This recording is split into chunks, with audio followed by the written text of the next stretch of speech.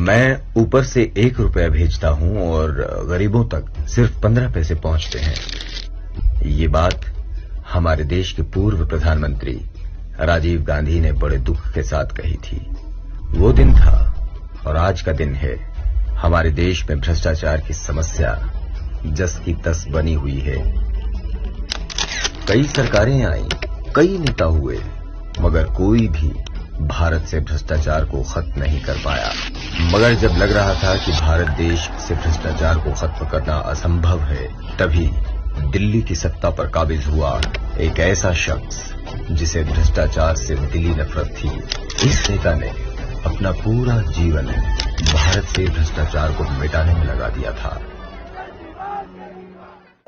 मैं अरविंद केजरीवाल ईश्वर की शपथ लेता हूं। अब इस नेता के हाथ में दिल्ली की सत्ता थी। सब उम्मीदों भरी निगाहों से देख रहे थे कि क्या जिस समस्या का हल पंडित जवाहरलाल नेहरू नहीं निकाल पाए, जिस बीमारी के आगे अटल जी ने भी घुटने टेक दिए, उस भ्रष्टाचार रूपी दीमक को केजरीवाल कैसे समाप्त करेगा।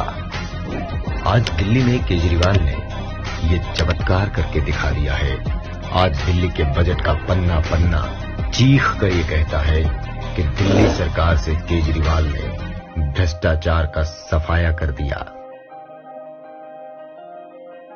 जिन फ्लाईओवर के बनने में अब तक सालों लगते थे, जिन्हें बनाने में अप्रूव हुए पैसे से डबल खर्चा आता था, आज दिल्ली में वही फ्लाईओवर जारी किए गए पैसे से भी कम पैसे में बन रहे हैं। जी हां, पिछले 8 सालों में केजरीवाल सरकार ने सिर्फ फ्लाईओवर निर्माण में ही कुल 557 करोड़ रुपए से ज्यादा की बचत कर ली। ये पैसा पिछले 70 सालों में भी बचाया जा सकता था। ये पैसा आज भी देश के बाकी राज्यों में भी बच सकता है, मगर बच नहीं पाता।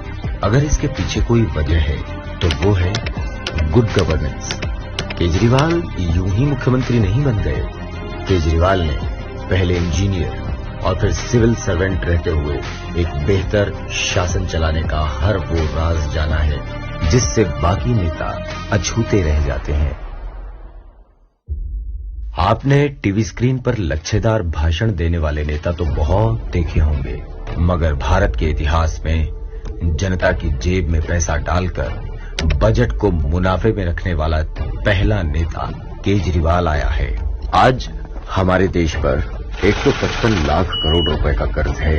हमारे देश की सरकारों ने अब तक जो भी विकास किया वो कर्जा लेकर किया।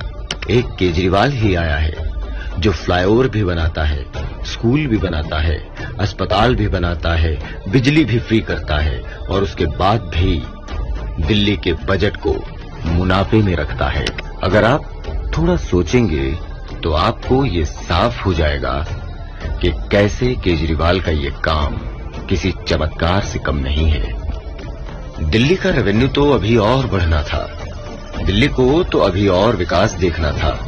इसी उद्देश्य से केजरीवाल ने नई शराब नीति बनाई थी, मगर उन्हें क्या मालूम था कि इस देश की सत्ता में बैठे भेड़िए उनके इस कदम से जनता को होने वाले फायदे को पहले ही परख लेंगे।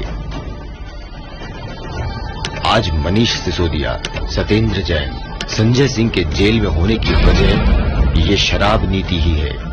मोदी सरकार जानती थी कि एक बार ये शराब नीति बाजार में आ गई तो केजरीवाल के पास दिल्ली का विकास करने को और पैसा आ जाएगा।